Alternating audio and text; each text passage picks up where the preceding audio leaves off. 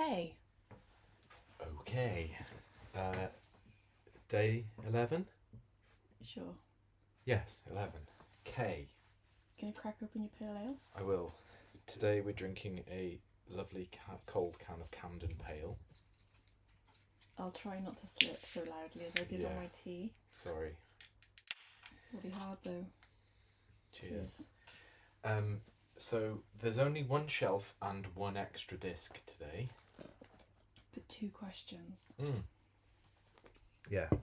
So yesterday we released 2 editions of this for I and J so that we'd be up to date, and it means we can put them out on the day they get recorded. We could say it's Tuesday today. Yes.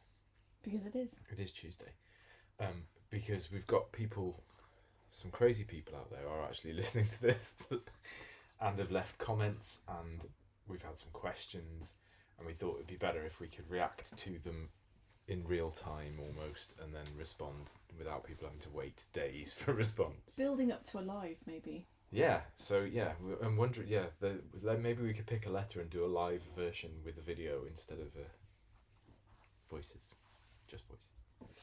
So we'll go through K, then we've got a question from Tom and Emma, and Nick's got some questions for me as well. So, okay.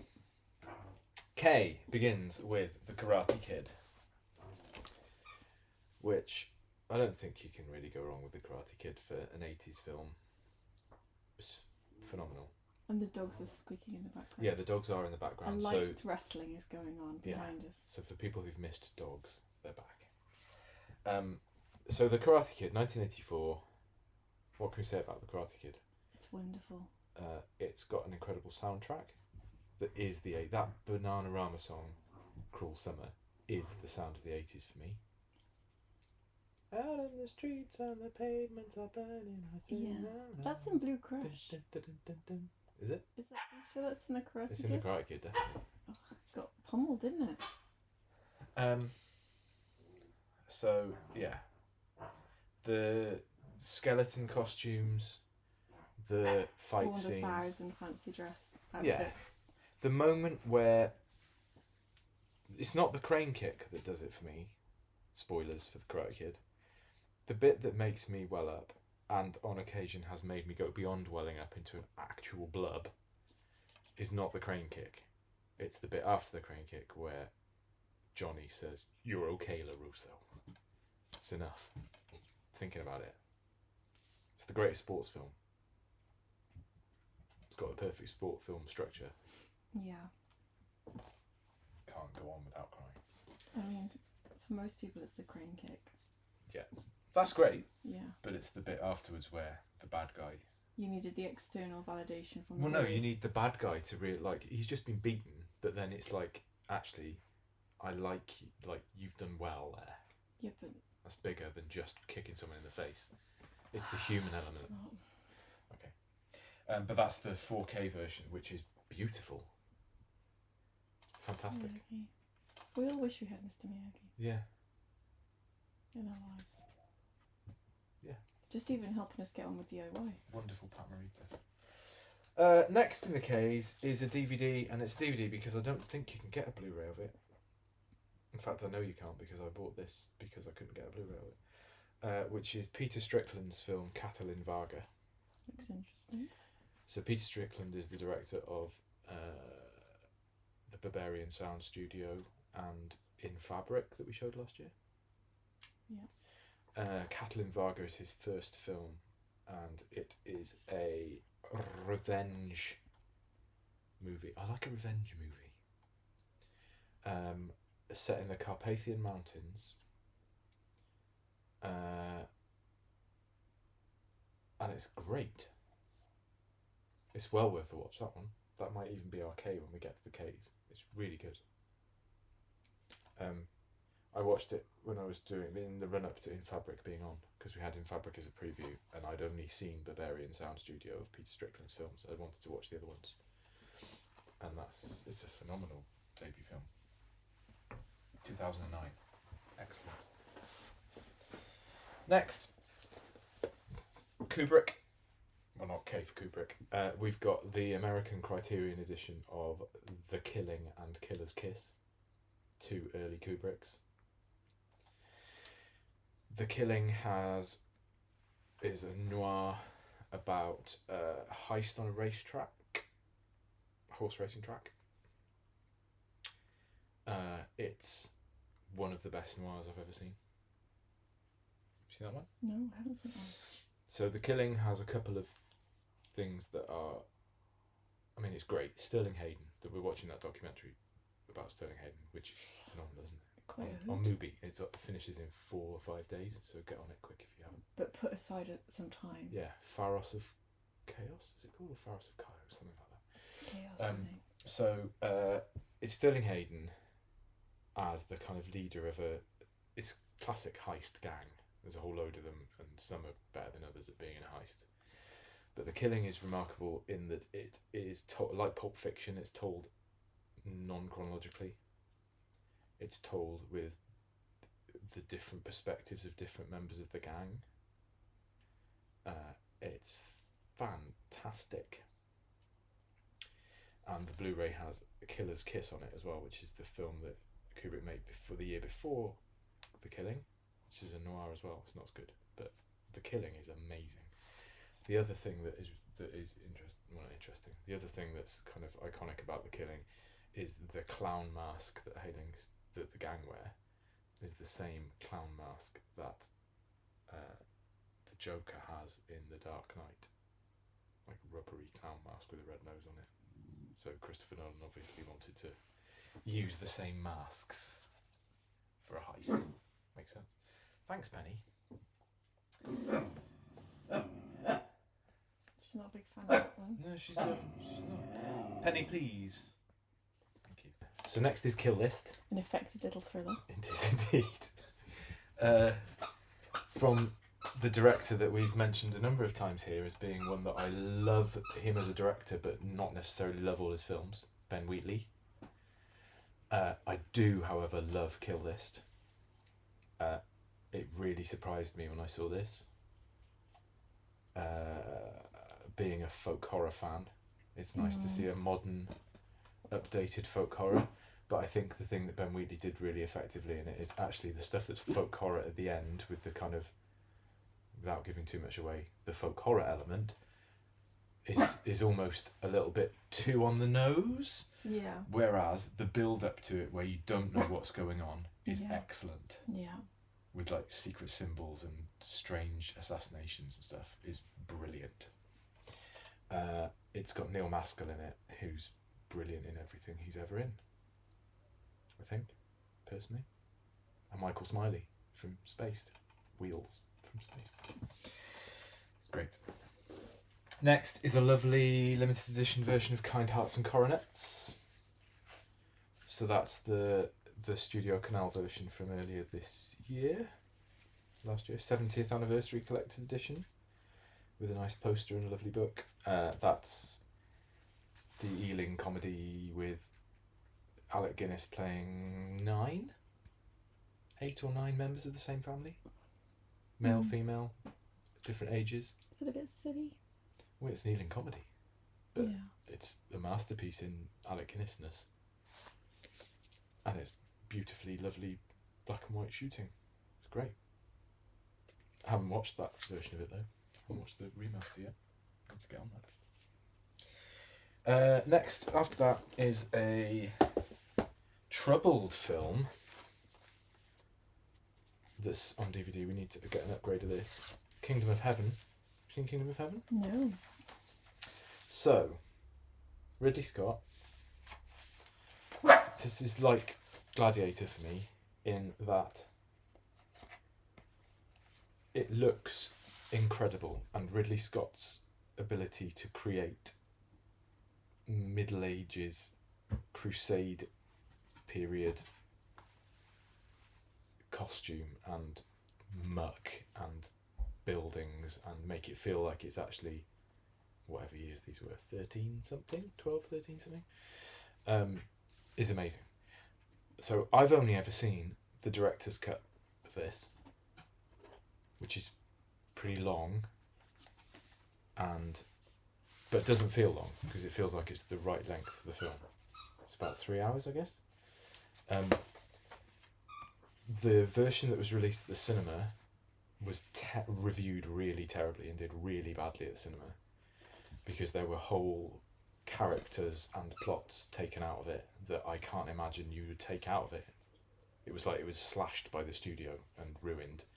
The director's cut is amazing. It's the only problem with it, and it is a big problem. We'll get onto this when we talk about the questions at the end. It's flawed because the main star, who's playing the kind of crusader hero, is Orlando Bloom, and he really isn't strong enough to carry a film as a crusading knight. There's a couple of bits where he does like rousing speeches and you kind of want to go, shut up, you're rubbish. He's just too weak.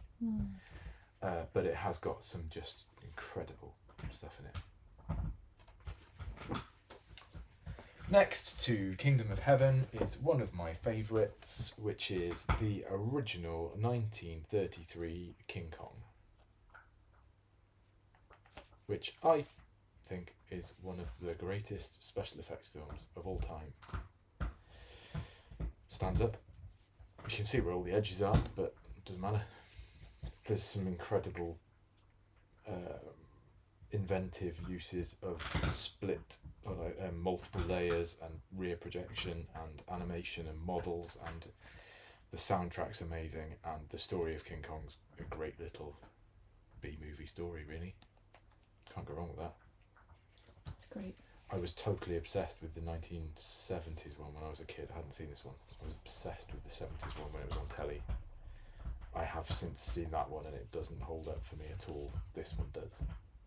And I quite like the Peter Jackson one as well, apart from the terrible scene with the CGI dinosaurs, but King Kong was great in that. But yeah, that's just astonishing. And if you haven't got a copy of this, if you like King Kong and you haven't got a copy of the DVD or the Blu-ray, get it, because there was a scene that was cut out from the original that takes place in the spider pit. So if you remember in the story, there's a bit where the human characters are running away from Kong and they try to get across a log bridge across a chasm. Peril.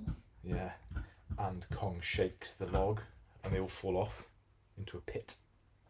And in Peter Jackson's version, there's a really grim scene with the people at the bottom of the pit being killed by massive leeches. Mm-hmm. But in the 1933 version, they just kind of fall off the log and then that's it. But there were storyboards of spiders and claymation things that they'd see in the bottom of the pit. And for the, I don't know what year it was, but when it came out and this was re-released on DVD, Peter Jackson and his special effects people recreated a black and white version of what the scene should have looked like in the bottom of the pit. And it's lovely. Because it's like, it's so much love for a film that's 80 years old that you can create a new version of a scene from it, and it looked really good. Was it spiders? There was a spider. It's called One. the Lost Spider Pit sequence. There's a spider. There's also a kind of thing that looks like a kind of seal, but with fangs. It's weird. But it was what was in the storyboards. That was all the more creepy for Penny gnawing on yak bone in the background. Next to King Kong is a film that was a massive surprise to me, and I absolutely adored it when it came out. I haven't seen it since. I would like to watch it again, but it might be quite difficult at this point when we're under lockdown, because it's all about outdoorsiness and the joys of being a free teenager who can just spend their entire time outdoors, which is The Kings of Summer. Which from what I remember, it's amazing. It was one of my films of that year. So 2013, I used to write a list of top 10 films on Facebook, and this was like 2 or 3 in the list. I loved it. So I'd like to watch that again. Kind of Stand By Me-ish, and that kind of feel. You've seen this yet? I couldn't get on with it. Oh, there we go. A review from Nick. And Stand By Me, is it? Stand By Me-ish. This is like the Diet Coke version of Stand By Me. Yeah, I guess so. It's not Stand By Me, is it? It's not as good as that. And then the last in the case, there are 2 copies of the same, and we've got another copy of it arriving in about a month's time when it's re-released again, is Kwaidan. So Kwaidan, we talked about 3 or 4 days ago, maybe longer. No, 3 days ago. We talked about Harakiri, the film about a samurai committing harakiri, that was directed by Masaaki Kobayashi. Yeah. So this is also Kobayashi. Right. This is 4 ghost stories based on traditional Japanese ghost stories. It's a 3-hour spook fest that is amazing.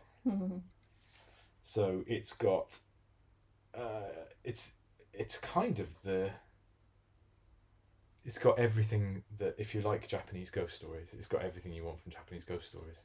It's got people in remote cabins who find that the person they're staying in the cabin with isn't quite who they thought it was. Is it a ghost? Well, yeah. It's got ghosts with female ghosts with long black hair, which is the big Japanese spook thing. It's got the 3rd or 4th story is brilliant, with a monk who's got drawings all over his body of writings that keep away the spirits. Don't like any of it. It's incredible. It's we have plans to show it later in the year at a certain spooky festival time of year. We've got there's the original Eureka Masters of Cinema version, which has got an amazing book in it with some of the stories. Do you mean Halloween, or are you talking about a different Halloween? festival? Oh, right. So I've had that for a long time. That came out in 2006. I bought that when it came out, but it's only the DVD. Yeah. So I bought the Criterion copy imported from America to get the Blu-ray version of it. It's got loads of different extras on it as well. Yeah. And now Eureka is re-releasing their version on Blu-ray with a new remastering, so we can get that. Usually, if you see that little Eureka sign on a DVD, it means it's a good film, isn't it? Yeah, we haven't talked about any of that, have we? There's a lot of Eurekas. Like you said, there's a lot of Criterions. There's a lot of Eurekas and a lot of Arrows. Yeah. Boutique. And I used to look for DVDs. Like if it was in the collection. Artificial Eye. Oh yeah, Artificial Eye are good too. Yeah. And the ones who are doing loads of good stuff at the moment, Second Sight are doing lots of good stuff at the moment. And Indicator. When we get onto the box sets, there's a lot of nice Indicator box sets.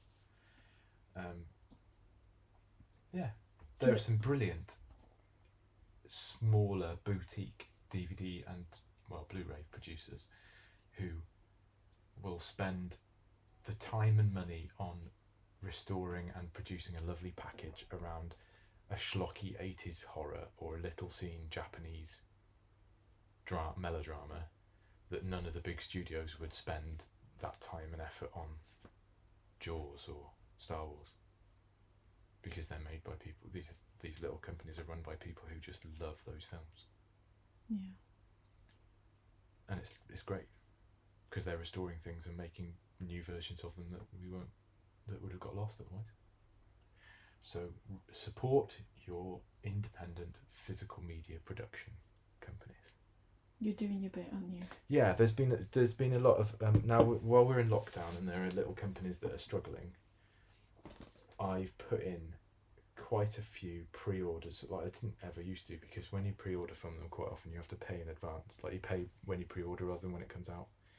But I've done a lot of those recently, so that the companies are making money, and in 4 months' time, I'm going to get some nice surprise packages in the post and not have to pay for them then. We're not going out doing anything now, so I'm buying things in advance. It's nice. So that's it. That's the K's. So. K's Desert Island. Yeah. I'm going to take Karate Kid. And I'm taking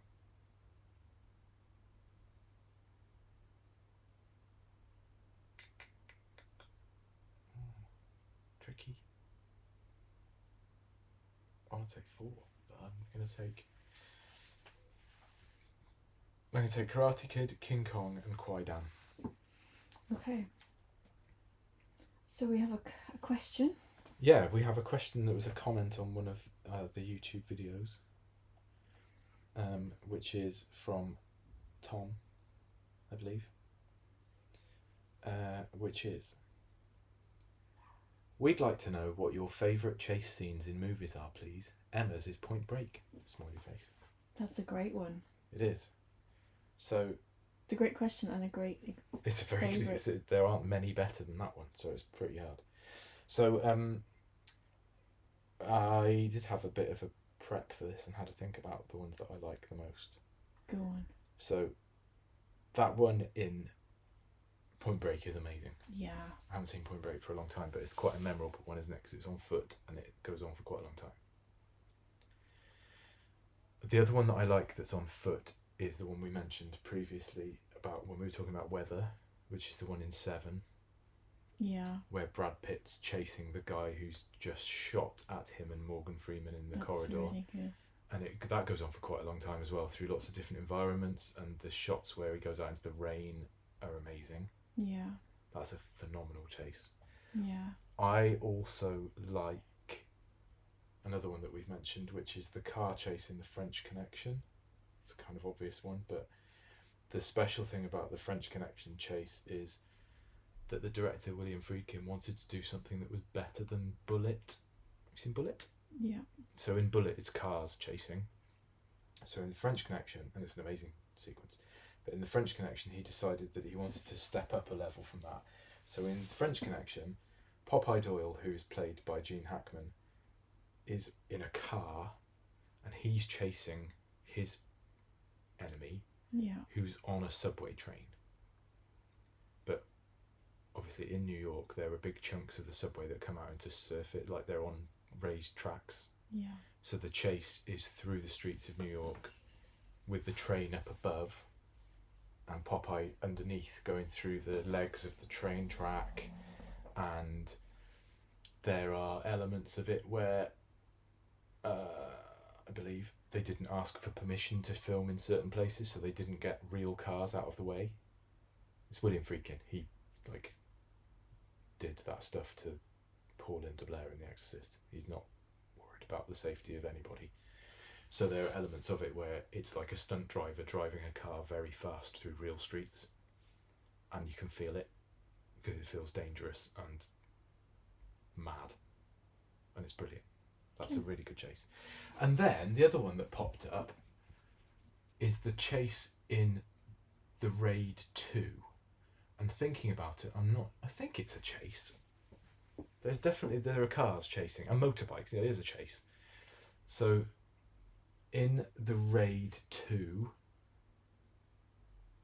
which I think carries on straight after The Raid, the guy who's the good guy ends up inside a car, and there is a very long sequence that takes place on a motorway with people fighting inside the car, on lorries, on motorbikes driving over the top of cars with people being kicked off them. It's incredible. And it kind of made me think about how it's the polar opposite of one of the worst chase scenes that I could think of, which is That's the one... not the question. I know, but I want to talk about it. The one in The Matrix Reloaded, where there's about a 25-minute sequence of a chase on a motorway. Let's not have that description. And it's incredibly boring. Right. The one in The Raid is you get to the end of it and you realise you've been holding your breath for a long time. Yeah. That's amazing. So there's a car chase, a car, motorbike and human chase, and some foot chases there for the answer to that one. Emma and Tom, hope that's okay. Hope that's okay. There we go. Want to know mine? Yeah, go on. Terminator 2. Excellent. Where he's, a lot of chase scenes are through those LA water ducts, whatever they are. Where he's on his motorbike and Arnie's coming after him. Yeah. But any chase in any Terminator And film, then the lorry turns up to join the chase as well. because they're just so relentless. Yes. But also, I would say, Duel, which is the slowest chase known to mankind. But it's incredible. Still very tense. The whole film is a chase. Yeah. That's an excellent choice. Thanks. I wish I'd come up with that one. Thought so. It's amazing. Okay. So here's my question. Go on. For today. Something that's been trending on Twitter. Yes. 5 perfect movies. Yeah. People are just listing their 5 perfect movies. I know they are, and you told me this earlier, and I've now got a really bad headache because I've been thinking about it. And I am of a mind that's like quite a lot of people on there who are finding it very difficult to say what a perfect movie is. Do you want my list? Yes, go on, and it gives me a bit more time to try and think of mine. The Godfather. Okay. Rear Window. That was nearly on my list. Sudden Fear. Richard Gere. No. Oh, the Joan Crawford that you watched the other day. I need to see that. It's so good, and also fits into the category of overheard conversations. That we love. Having a big impact on the rest of the storyline. Okay. Fantastic Mr. Fox. Brilliant. And Fried Green Tomatoes at the Whistle Stop Cafe. I haven't seen that. It's a classic. That's an excellent list. I know. It was either Fried Green Tomatoes or Stand By Me, but they're very similar. But I feel like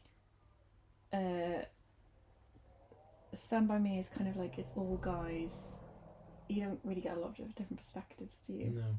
Whereas Fried Green Tomatoes at the Whistle Stop Cafe, you get a lot of different narratives. Yes. See, where I got stuck was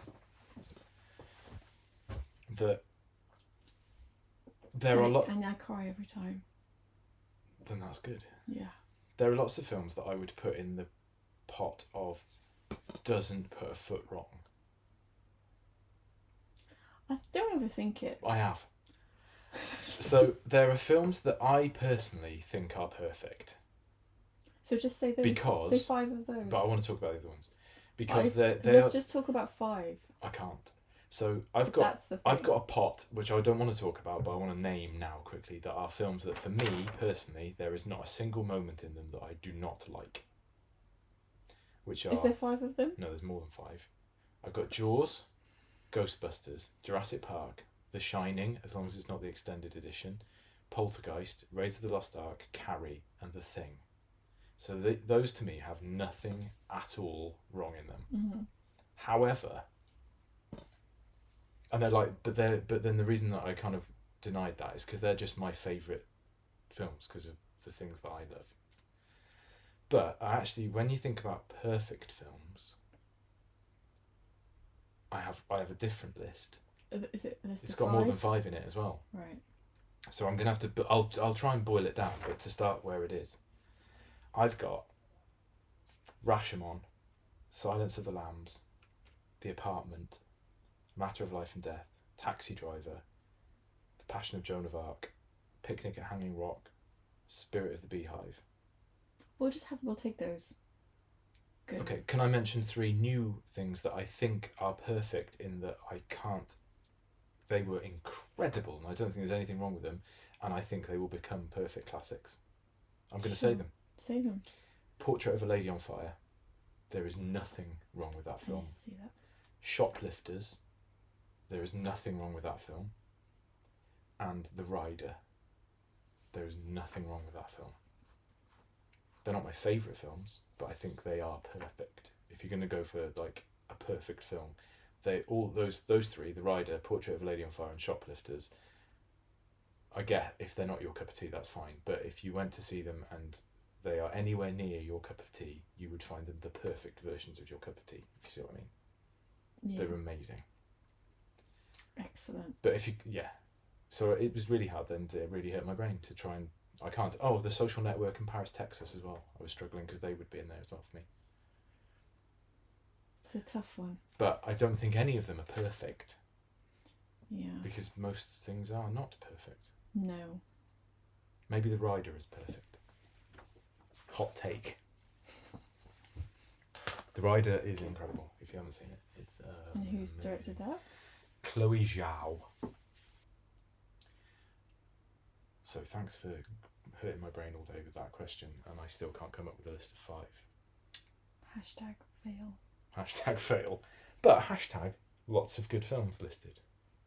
That's not a thing. It will be next time. So tomorrow is L. Got a couple of shelves of L's, some good ones in there, I think. K had a lot of very good films in for me. Yeah. If you told me I had to get rid of something from there, I'd struggle.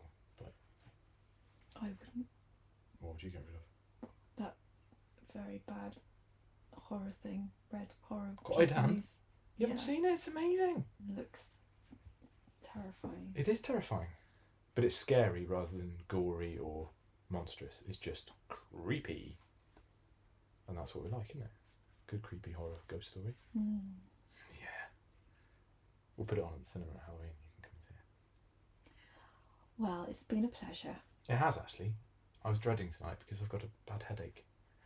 But I think it's helped to jabber on and drink a little bit of beer. Doesn't help my headache. So thank you. Glad the dog shut up towards the end. Yes. And we would love to hear people's #perfect movies. Tell us your perfect movies. Tell us things you'd pick from K. Tell us things we've got missing from K. Yeah. Yeah. Tell us your best chase Oh, yes. scenes. Just join in. Join in. Just join in. #join in. #stay at home and join in. That probably is one, It right? probably is, yeah. I think we've gone on enough now. Yeah, too much. Thanks, everyone. Bye. Bye.